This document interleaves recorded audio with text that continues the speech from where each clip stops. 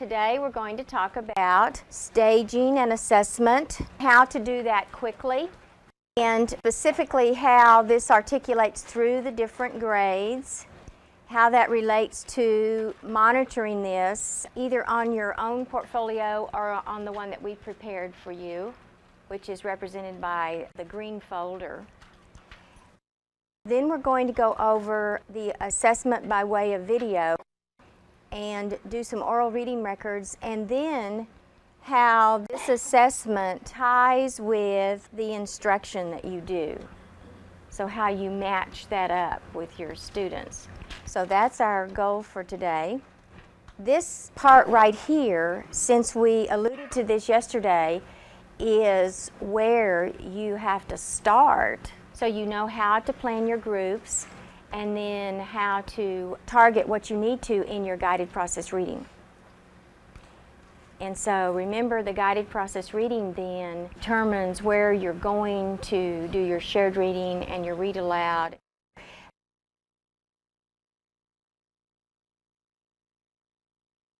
Let's dive in today, and let me direct your attention to G1. What exactly are the stages? And then how can I use that information in addition to some of the other types of assessment that I'm giving? What we find is that you need multiple measures in order to assess your students accurately. And multiple measures will allow you to look at the learner from several different perspectives.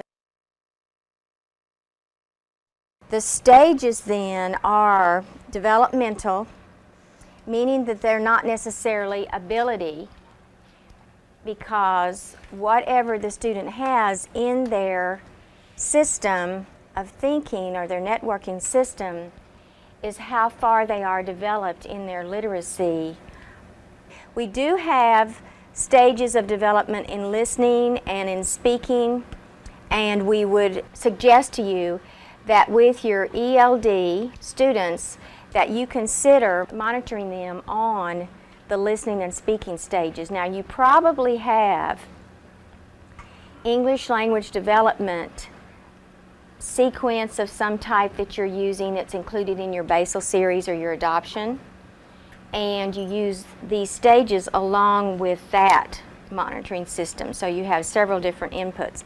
The speech goes all the way through the students making reports or giving research reports like they start doing at 4th grade, and how they might present themselves and that type of thing. So it goes all the way from the very young child learning how to construct syntax all the way through them making a presentation to the class. And it's just a couple of pages is all it is in here. So it's very concise, and if you'd like to look at those, we have those on G26 and 27.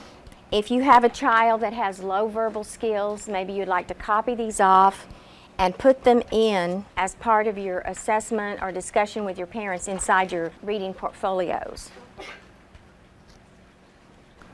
The one that we're going to be particularly targeting with our training will be the reading and the writing. We're going to do the reading today, and those not only are given on your portfolio, but they're also on G4 and G5 in here, so if you want to make yourself a note, just as a cross-reference. And these can be used as you talk to the parents, and it says this over here, that staging serves as a concise interaction tool appropriate for discussions between parents, teachers, and administrators, so that if you just say a child's at stage 2, everyone knows where they are.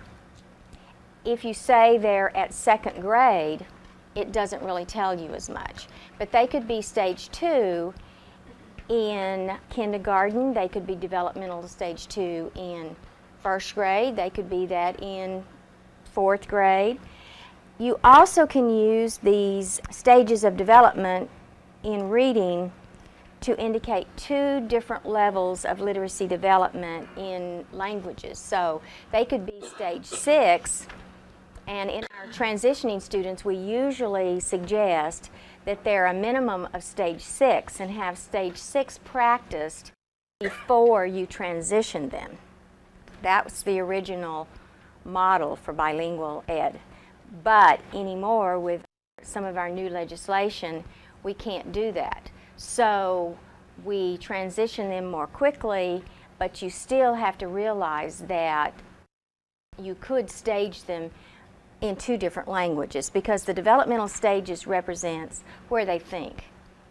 So they may think higher in one language and at a different level in another language. So when you're talking to the parents, sometimes you may want to relate that information. It may make the situation a little bit more comfortable for the parent. We do have the stages in Spanish, so that if you are relating this information to a parent who is a Spanish speaker and understands better in Spanish, you may want to look in the J section where all of our translations appear. That way, that would keep you, if you're a Spanish speaker, from trying to translate it on the spot. They're already given there and translated for you, so that could be an advantage. We suggest, if you are instructing the child in Spanish, that you copy the stages off in Spanish and you drop those in here, and then when they transition to English, that you pull them out. But you will be making all of your markings on this folder. You'll just have those in there just as a reference. When they transition to English, then you just take those pieces of paper out. It keeps you from doing two folders. So you would notate their Spanish development in one color of ink and their English in another color of ink. All right? So different students at your school are going to be on waiver for the language, and some of them are not, and they're going to be transitioning at different times. And to keep up with all of that, it's just simpler just to have it written down here in the folder. The reading stages are observations that a teacher makes and a reference for focusing your attention and identifying where you're going to do instruction. So I have that underlined. Then I have this part underlined about the discussions between parents, teachers, and administrators. And we also want to tell you again that these benchmark descriptors are just a part of a bigger picture, which is your G29 page. The G29, 30, 31 are all of your standards that you would be covering in a given year. And normally a teacher doesn't just cover one of those just because it's at your grade. You're covering like a band of those skills because you have children that are below your grade level in some cases, so you're covering like several of those columns, are you not? The stages are not a checklist. We mentioned this, but we want to mention it again. These are not to be checked off, but they're to be developed over time, being the elementary school. You want to think that drawing conclusions or following a plot or any of those things can be continued to be targeted in your curriculum, which makes it stronger. So treat it like a development that keeps going. As you add the different layers and your different grades, you just keep expanding on the ones up above. And you can do that throughout the day. You can do it in your read aloud, you can do it in your shared reading, you can do it in your modeled writing, you can do it in your student writing, and also in your reading instruction. So they're not listed in order, nor are they to be considered to be exact. So a student possibly could be 2.5, 3.5. So feel free to give your students like an in-between placement, and also maybe some of your books would be midway through the stage. Now on your table you have a grid that looks like this. Let's see how we would quickly stage some students. And I'll have you write on that one. And let me draw your attention to G8. This will set us up to do this exercise together. Let's start with the upper grade. So let me direct your attention to this third grade example. And let's just say that you have no indication, you have nothing that has been passed on to you from a previous teacher. And you're just starting from zero as far as where are these students. So here's the way you would do this quickly. And this will be your initial attempt to stage the students. One way to do this would be to just give them access to some of the books that they will be reading. And I'm talking about passing out their social studies book, their math book, some of the literature, maybe their Basel series. They've got their books and they're just doing a book browse about just seeing what their textbooks are going to look like throughout the year. And you arbitrarily pick something at the front of their Basel series. And I prefer that you use the literature book or something that you feel is representative for a beginning second grader to read or a beginning third grader to read or whatever your grade would be.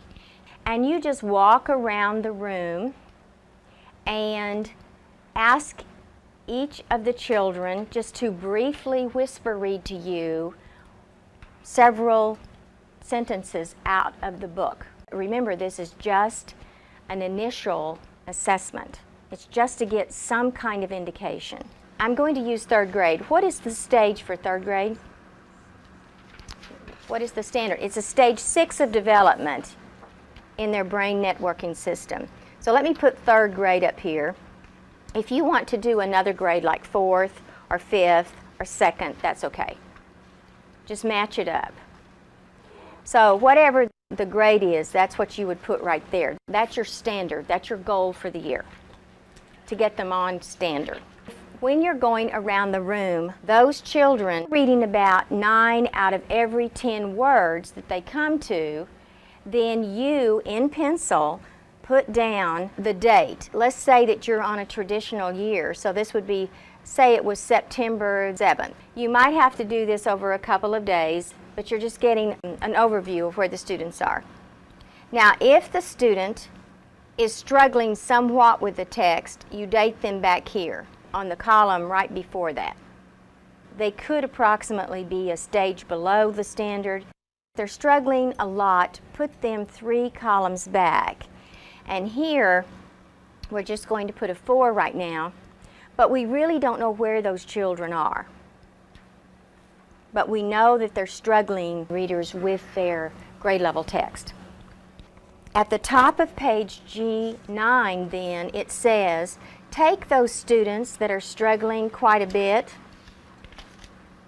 and if they fall 2 columns back from the standard, then you need to select some books that are approximately stages 3 and 4 and maybe even lower, and you're going to assess them further in using an oral reading record. They possibly could be a 3 or a 2.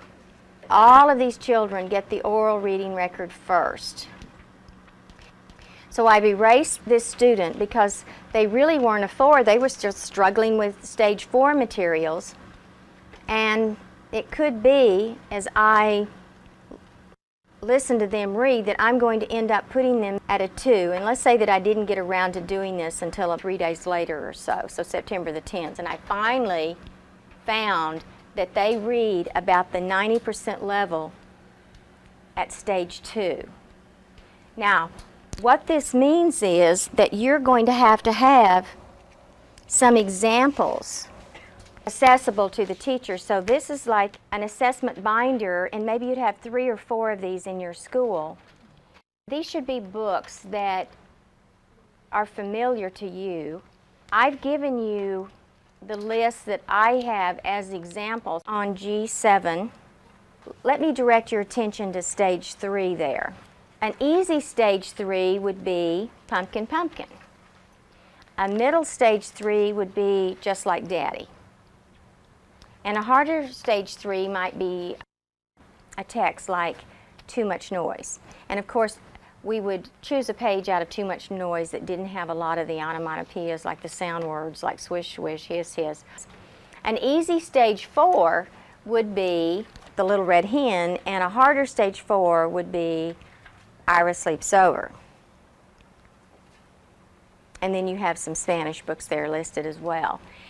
But the best assessment is going to be books that you use so that we have authentic assessment out of real books that the children would be covering in your particular school. I have listed there all the way from 0 to stage 4. I really would like for you to use the 3 books that I have listed up there, like Little Brother, In the Mirror, and Buzzing Flies, on the instrument I'm going to give you for that one. But for the rest of those books, you could choose your own books. The second grade teachers then would choose books that represent an easy stage 5, a medium stage 5, and a harder stage 5. If you have 3 reporting periods, you probably need 3 different books. If you have 4 reporting periods, like some of you do, then you would need 4 examples. And so this is the way that this works. Let's suppose that you have a trimester setting. So your years divided up like that. And here's your 12th week, your 24th week, and your 36th week. These are the stories that your students are going to be reading. To see if the students are going to be able to be instructed in these books, you would pull one of those books. Let's call this book number 6. And let's pull pages 16 through 17, and that will be our assessment. And all 3rd grade teachers know that that's going to be the assessment piece. And that's the piece that you put in here. If this would be the example, the Velveteen Rabbit, then you might have a page typed out that represents the page out of this book if the teachers just want to follow along and make the markings on here. Or you can use a blank page, and you can find that in the handbook on G16.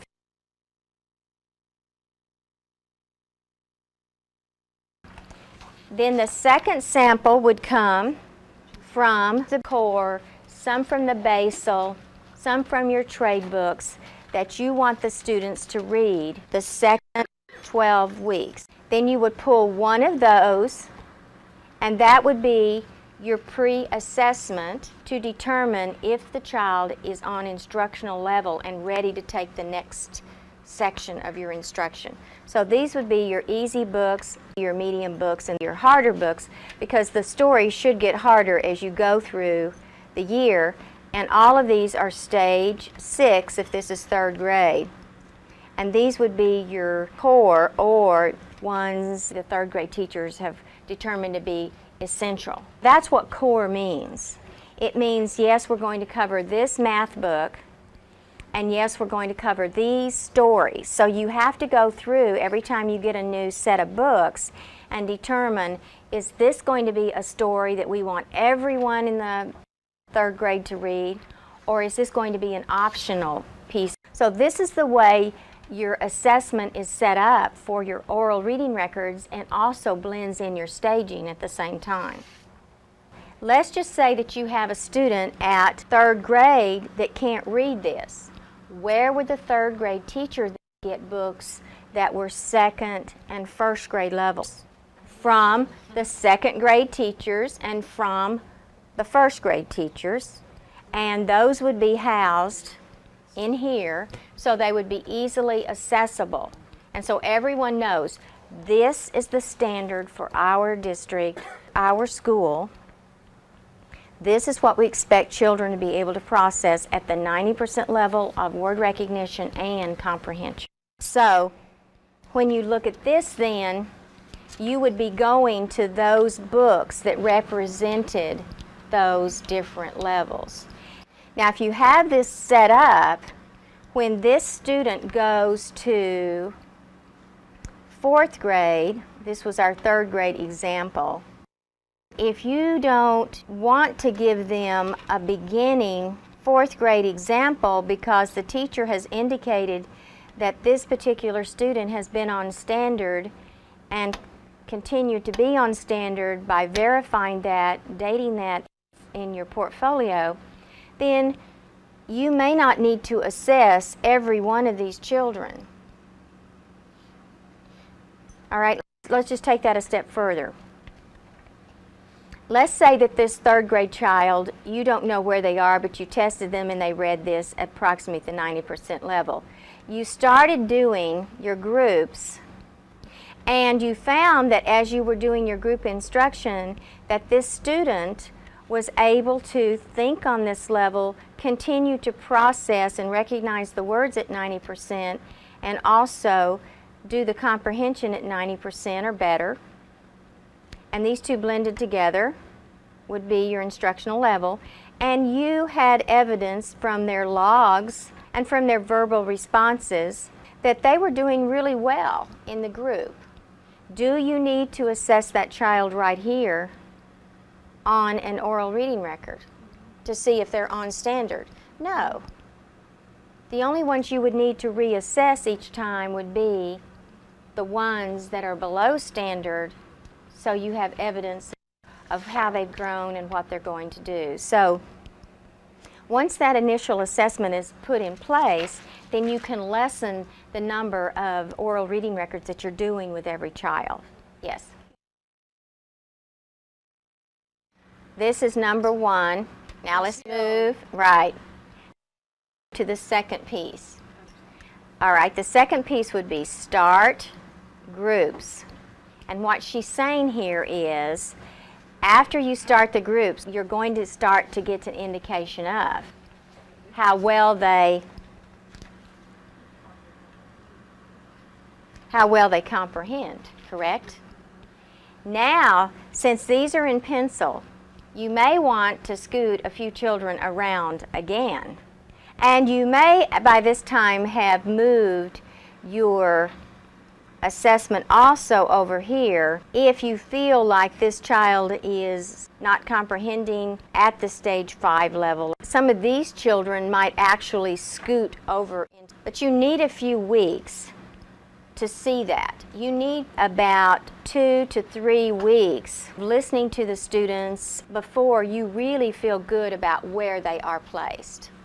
What I'd like for you to do is keep your baseline data, make a copy of it, and go ahead and turn that in to your administrator, and then 3 weeks later maybe turn in another one as your adjusted one.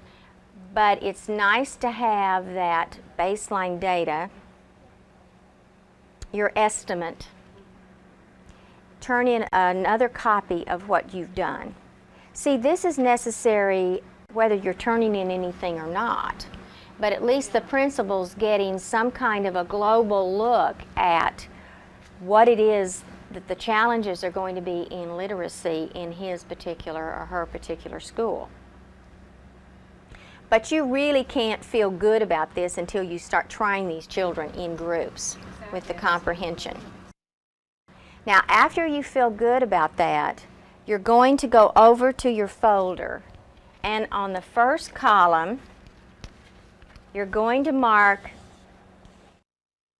the level of word accuracy and comprehension that you finally decided on. So in the first column, you've decided what it is that you need to target over here. So if you have a 5th grader that's up here on stage 4 and that's what you've determined, then you date it right there.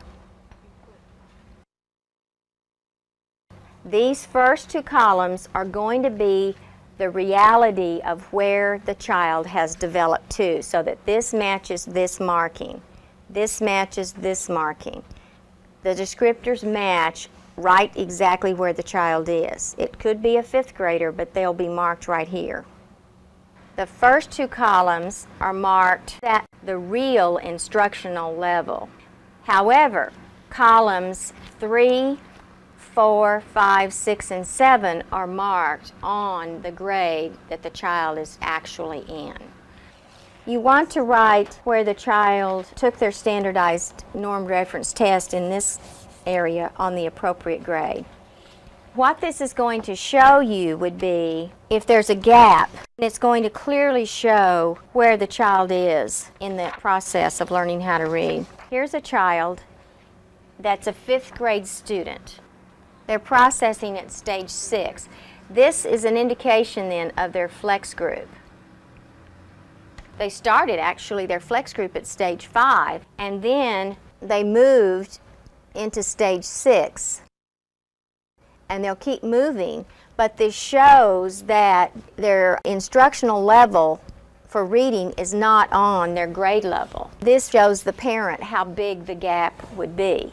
It shows you and it shows the next teacher. So the next teacher would keep filling that out as they moved along. Any support services that you're providing the child would be shown here. So if you look at this column right here where it says heterogeneous small group, is this child who's at this processing level participating in their core lit or their age, interest, and conceptually appropriate literature in the classroom? This is marked yes, they are. Are they participating also in flex groups? It's marked yes, they are. And they started off in stage 5 and then they moved to stage 6 at this particular grade level. It clarifies exactly where these students are, yes.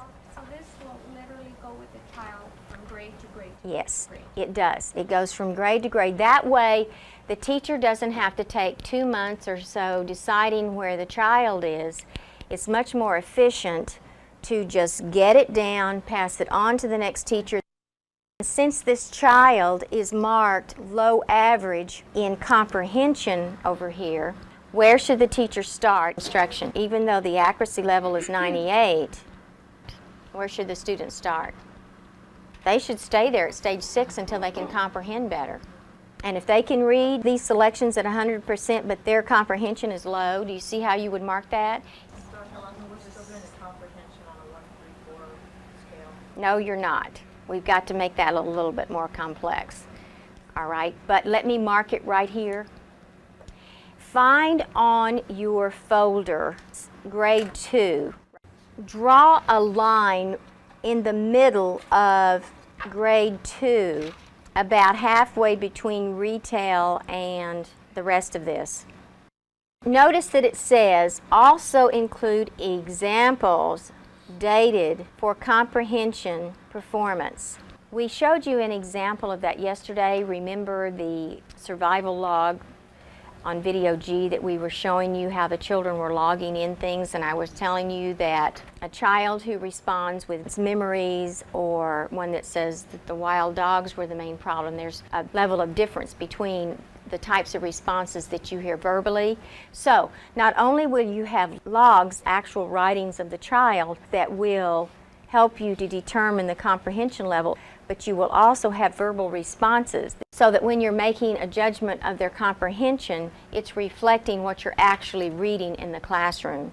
One other complexity, your second column on your comprehension is not marked until the end of the grading period.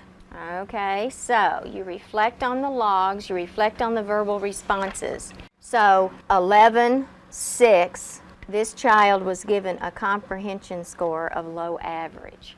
And this equates to high is A, high average is B, C plus C minus. Now we need to talk a little bit more about what that means so we can start standardizing our comprehension. On C29, started. Right here, you can draw a line. Let's put on this line mid-second, and this will tie into everything we just said. And I'm going to draw another line down the margin and put arrows that run up and down. Unless a child can demonstrate that they can think on this level on a consistent basis in their guided process reading groups, and we have evidence from their logs and from their verbal responses in the group, maybe 50% of it we decide comes from their logging and 50% of their grades going to come from their verbal responses, that this child will not get a high average or a high unless we have evidence that they can consistently think on this level in their grade level text.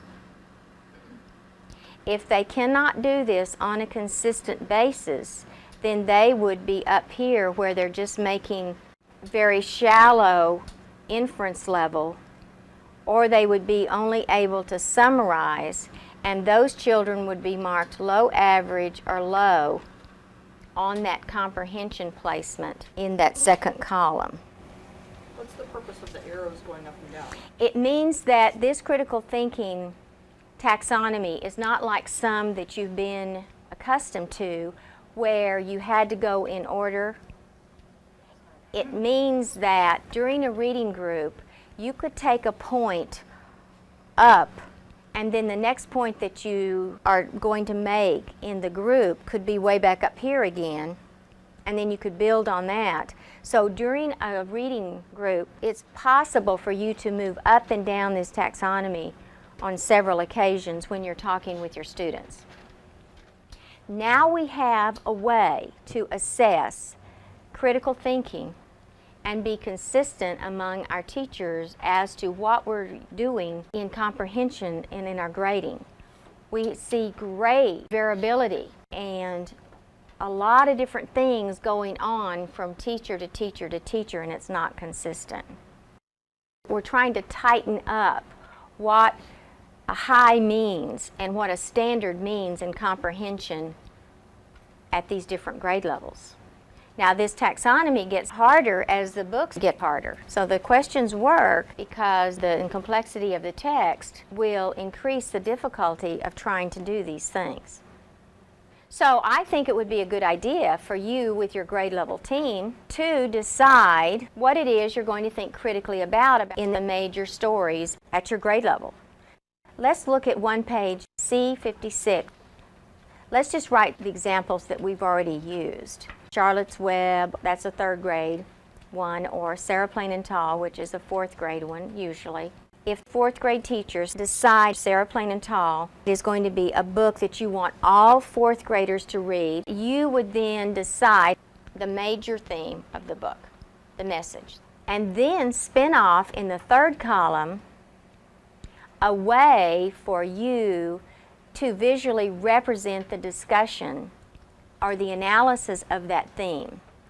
Now, this would mean then, in this context of what we're talking about, that every fourth grader would have the opportunity to discuss relationships when they cover Sarah Plain and Tall. They could do other things. They could connect some social studies with that if the teacher chose. But we would know that every student in fourth grade had a chance to think critically about the theme of relationships before they went to fifth grade.